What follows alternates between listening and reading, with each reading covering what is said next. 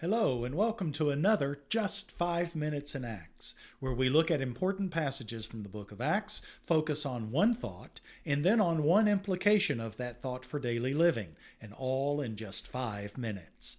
I'm Clay Brown, Adult Discipleship Pastor at Memorial Drive Presbyterian Church. We're located at 11612 Memorial Drive, Houston, Texas.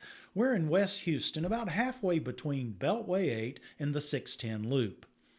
One of my roles is I'm the lead teacher for a class called Building Your Faith, Exploring Scripture with the Pastors, along with a great team of pastors and other seminary-trained staff. We meet every Sunday morning at both 9:45 and 11:15, pick one, in person in the MDPC Amphitheater and by Zoom. Please note the Zoom shortcuts on the screen.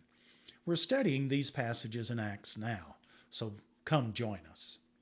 Also, if something I say raises a question, please email me at cbrown@mdpc.org. I'd love to have a discussion with you about what we've covered. Shoot me an email. Today's passage is Acts 17, 16 through 34. It's Paul in the intellectual capital of the Roman Empire, Athens.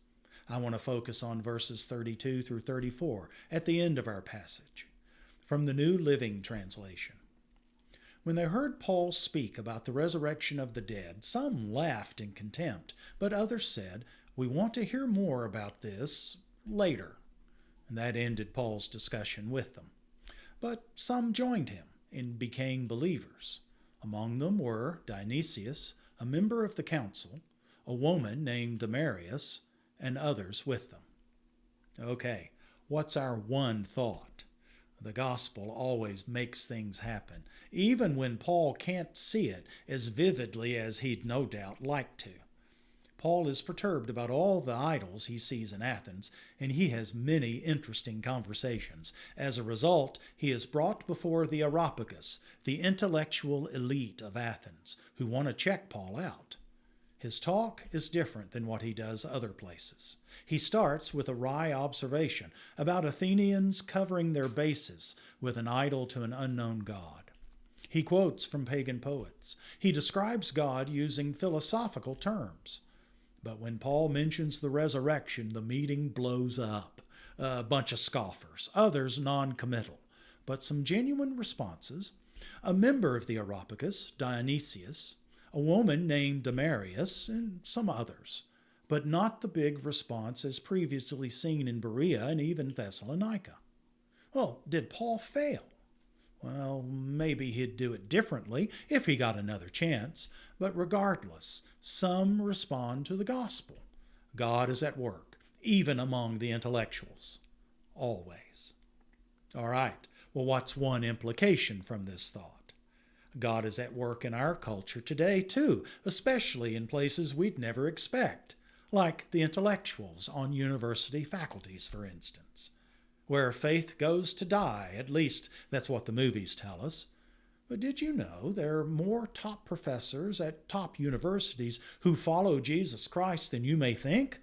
Here are just 4 from a long list, and any names I mangle and mispronounce, my deepest apologies.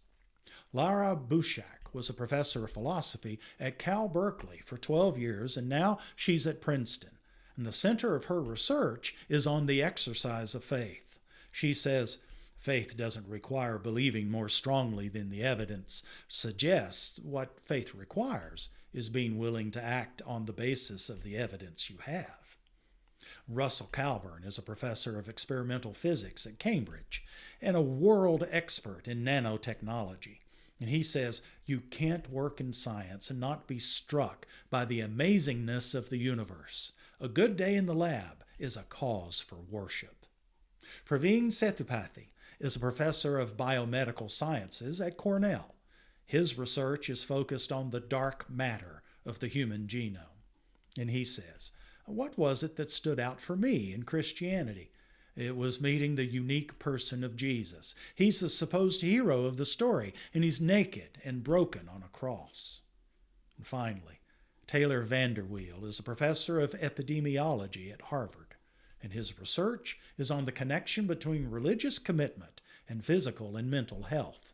He says, simply from a public health perspective, the continuing diminution of religious upbringing in America would be bad for health. This is not proselytizing. This is science.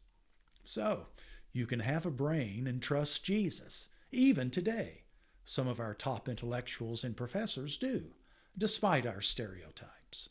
You can love God with all your mind, as well as with all your heart and soul. Well, that's enough for now. Thanks. God bless, and see you soon for the next Just 5 Minutes in Acts.